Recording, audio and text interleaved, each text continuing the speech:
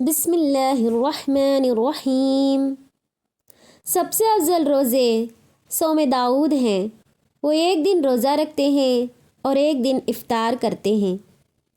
سعید بن مسیب اور ابو سلمہ بن عبد الرحمن بیان کرتے ہیں کہ بے شک عبداللہ بن عمرو رضی اللہ تعالیٰ عنہ کہتے ہیں کہ رسول اللہ صلی اللہ علیہ وسلم کو میرے بارے میں پتہ چلا کہ میں کہتا ہوں کہ میں زندگی بھر ہر روز روزہ رکھوں گا اور ساری رات قیام کروں گا۔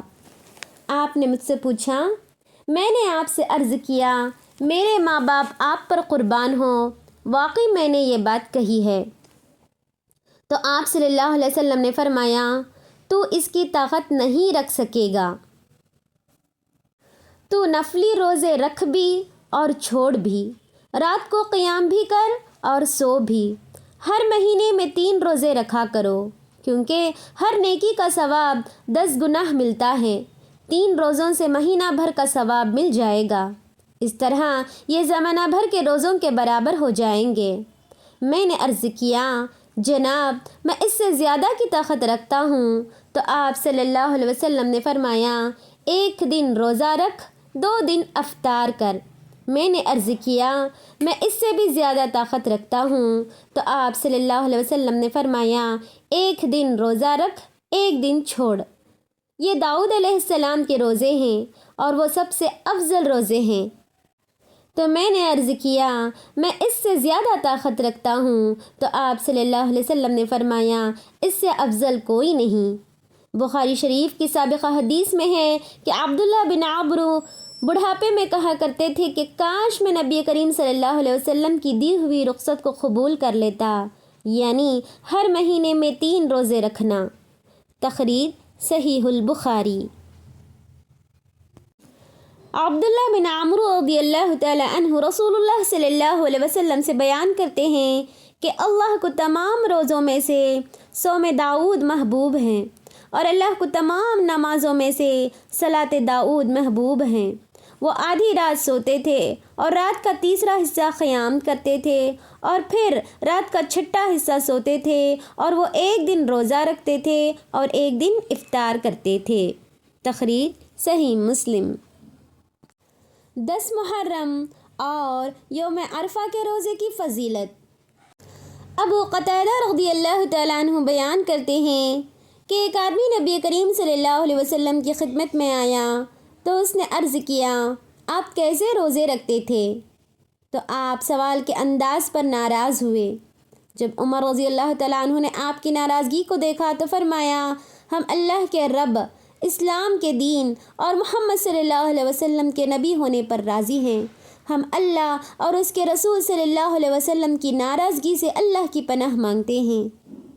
عمر رضی اللہ تعالیٰ عنہ یہ کلام بار بار دہرا رہے تھے حتیٰ کہ آپ کی ناراضگی دور ہو گئی۔ پھر عمر رضی اللہ تعالیٰ عنہ نے عرض کی، اللہ کے رسول، تمام زمانہ روزہ رکھنے والے کا کیا حکم ہے؟ تو آپ صلی اللہ علیہ وسلم نے فرمایا، اس نے روزہ رکھا نہ افطار کیا۔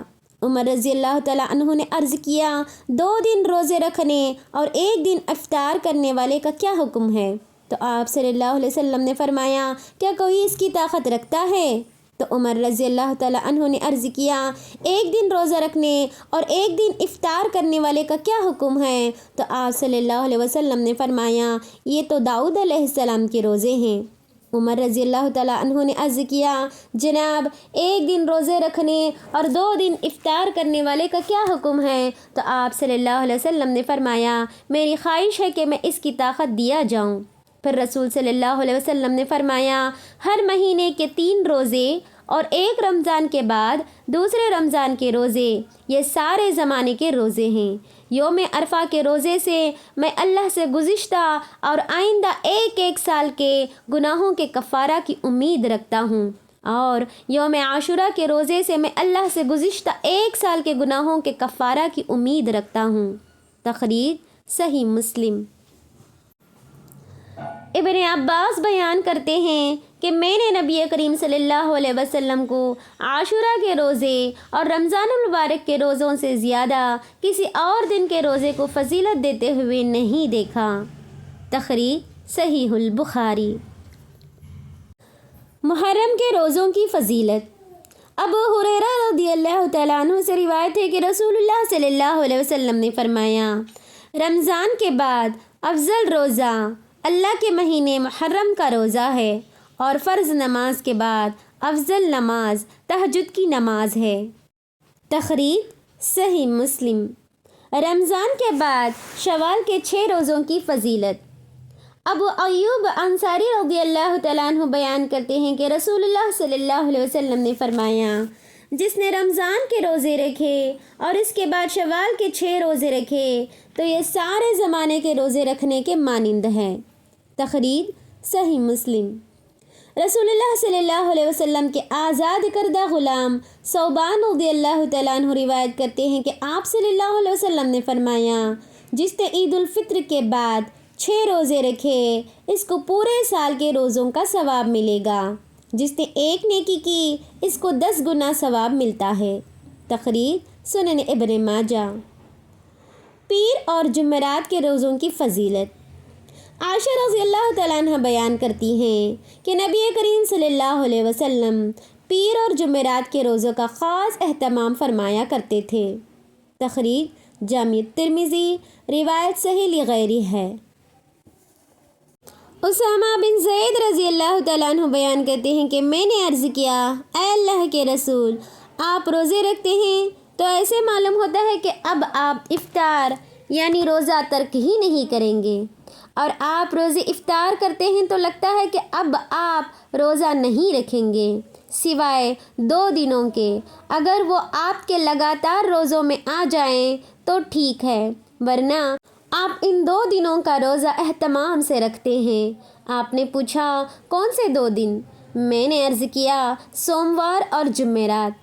تو آپ صلی اللہ علیہ وسلم نے فرمایا، ان 2 دنوں میں رب العالمین کی بارگاہ میں اعمال پیش کیے جاتے ہیں۔ میں پسند کرتا ہوں کہ جب میرا عمل پیش ہو تو میں روزے دار ہوں۔ تخریج سنن نسائی۔ مہینے کے 3 روزے رکھنے کی فضیلت اور اس بارے میں وصیت۔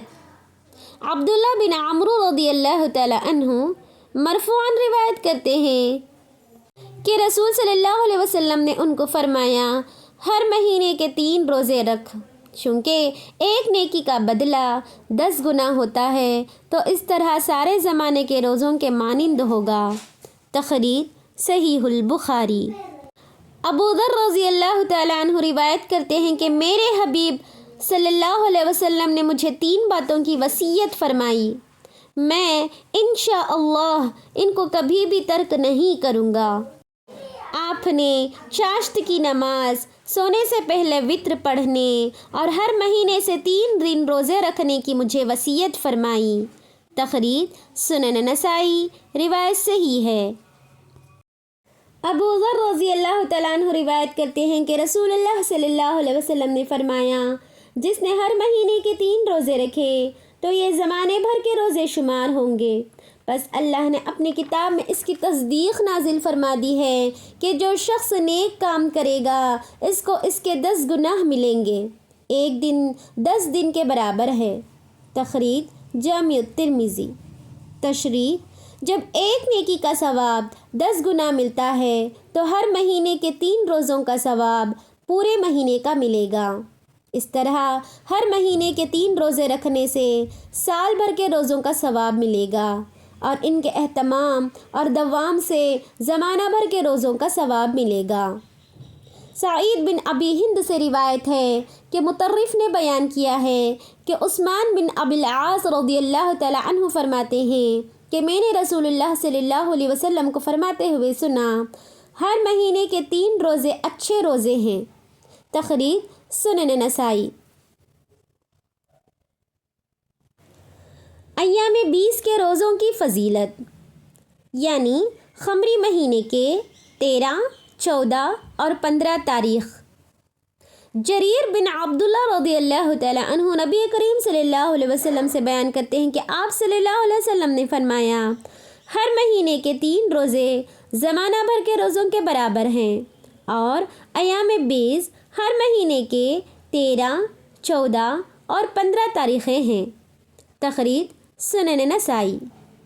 تشریح، 20 ابیض کی جمع ہے بمعنی سفید، یعنی 13، 14 اور 15 تاریخوں کو ایام 20 اس لیے کہتے ہیں کہ ان دنوں کی راتیں چاندنی کی وجہ سے روشن ہوتی ہیں۔ ان دنوں کے روزے افضل ہیں، اگرچہ دوسرے دنوں میں بھی روزے رکھنے جائز ہیں، لہٰذا ان دنوں کے روزوں کا خاص اہتمام ہونا چاہیے۔ اللہ تبارک و تعالی تمام نیک اعمال کی اخلاص اور استقامت سے توفیق دے، آمین۔ ابو ہریرہ رضی اللہ تعالیٰ عنہ سے روایت ہے کہ ایک اعرابی رسول اللہ صلی اللہ علیہ وسلم کی خدمت میں ایک بھنا ہوا خرگوش لے کر آیا۔ اس نے اسے آپ صلی اللہ علیہ وسلم کی خدمت میں پیش کیا تو رسول اللہ صلی اللہ علیہ وسلم نے خود نہ کھایا اور لوگوں کو کھانے کا حکم دیا، اور اعرابی نے بھی نہ کھایا۔ تو نبی کریم صلی اللہ علیہ وسلم نے اس سے پوچھا، تو کیوں نہیں کھا رہا؟ اس نے جواب دیا، میں مہینے کے 3 روزے رکھتا ہوں۔ تو آپ صلی اللہ علیہ وسلم نے فرمایا، اگر تو نے روزے رکھنے ہی ہیں تو پھر روشن دنوں یعنی ایام 20 کے روزے رکھ۔ تخریج سنن نسائی۔ شعبان میں روزوں کی فضیلت۔ ابو سلمہ سے روایت ہے کہ عائشہ رضی اللہ تعالی عنہا نے انہیں بتایا کہ نبی کریم صلی اللہ علیہ وسلم شعبان سے زیادہ کسی مہینے کے روزے نہیں رکھتے تھے۔ شعبان کے تقریباً مکمل روزے رکھتے تھے اور فرمایا کرتے تھے، تم عمل اتنا کرو جتنی تم طاقت رکھتے ہو، کیونکہ اللہ ثواب دینے سے نہیں اکتاتا حتیٰ کہ تم عمل کرنے سے اکتا جاؤ گے۔ اور رسول صلی اللہ علیہ وسلم کو سب سے محبوب نماز وہ تھی جس پر ہمیشگی ہو، چاہے تھوڑی ہی کیوں نہ ہو، اور جب آپ کوئی نماز پڑھتے تھے تو اس پر ہمیشگی کرتے تھے۔ اور بخاری شریف کی ایک روایت میں ہے کہ رسول اللہ صلی اللہ علیہ وسلم اس کثرت سے روزے رکھتے تھے حتیٰ کہ ہم کہتے تھے کہ اب آپ روزہ افطار نہیں کریں گے، اور اس کثرت سے روزے افطار کرتے تھے کہ ہم کہتے تھے کہ اب آپ روزہ نہیں رکھیں گے۔ اور میں نے رسول اللہ صلی اللہ علیہ وسلم کو رمضان المبارک کے علاوہ کسی مہینے کے مکمل روزے نہیں رکھتے دیکھا، اور میں نے شعبان کے علاوہ کسی اور مہینے میں زیادہ نفلی روزے رکھتے ہوئے نہیں دیکھا۔ تخریج صحیح البخاری۔ اعتکاف کی فضیلت۔ عبداللہ بن عمر رضی اللہ تعالیٰ عنہ روایت کرتے ہیں کہ رسول اللہ صلی اللہ علیہ وسلم رمضان المبارک کا آخری عشرہ اعتکاف کیا کرتے تھے۔ تخریج صحیح البخاری۔ ابن عباس رضی اللہ تعالیٰ عنہ بیان کرتے ہیں کہ رسول اللہ صلی اللہ علیہ وسلم نے روزے دار کی بےہودہ اور بے حیائی کی باتوں سے طہارت یعنی معافی کے لیے اور مساکین کے کھانے کے لیے فطرانہ کی زکوٰۃ یعنی صدقۃ الفطر کو فرض فرمایا۔ جو اس کو نماز سے قبل ادا کرے تو وہ زکوٰۃ مقبول ہے، اور جو نماز کے بعد ادا کرے وہ عام صدقات کی طرح ایک صدقہ ہے۔ تخریج سنن ابی داؤد۔ تشریح صدقۃ الفطر ہر مسلمان مرد اور عورت، جوان، بچے، بوڑھے، بیمار اور تندرست پر فرض ہے، جو 1 سا یعنی تقریباً 2.5 کلو فی کس ادا کرنا چاہیے، اور اس کے مصارف زکوٰۃ کے مصارف یعنی فقراء، مساکین، نو مسلم، قیدی، مقروض اور مجاہدین فی سبیل اللہ ہیں۔ رمضان المبارک کے آخری عشرے میں زیادہ نیکیاں کرنے کے لیے جد و جہد اور اعتکاف کی فضیلت۔ عائشہ رضی اللہ تعالیٰ عنہ بیان کرتی ہیں کہ جب رمضان المبارک کا آخری عشرہ شروع ہو جاتا تو نبی کریم صلی اللہ علیہ وسلم عبادت کے لیے کمر کس لیتے، شب بیداری فرماتے اور اپنے گھر والوں کو بھی بیدار فرماتے۔ تخریج صحیح البخاری۔ ابن عمر رضی اللہ تعالیٰ عنہ روایت کرتے ہیں کہ رسول اللہ صلی اللہ علیہ وسلم رمضان المبارک کا آخری عشرہ اعتکاف بیٹھتے تھے، اور مسلم کی روایت میں ہے کہ نافع بیان کرتے ہیں کہ عبداللہ بن عمر رضی اللہ تعالیٰ عنہ نے مجھے مسجد میں رسول صلی اللہ علیہ وسلم کے اعتکاف کی جگہ دکھائی تھی۔ تخریج صحیح البخاری۔ تشریح اعتکاف رسول اللہ صلی اللہ علیہ وسلم کی سنت ہے۔ آپ صلی اللہ علیہ وسلم ہر سال اعتکاف بیٹھتے تھے، 1 سال نہ بیٹھ سکے تو آئندہ سال آپ نے 20 دن کا اعتکاف کیا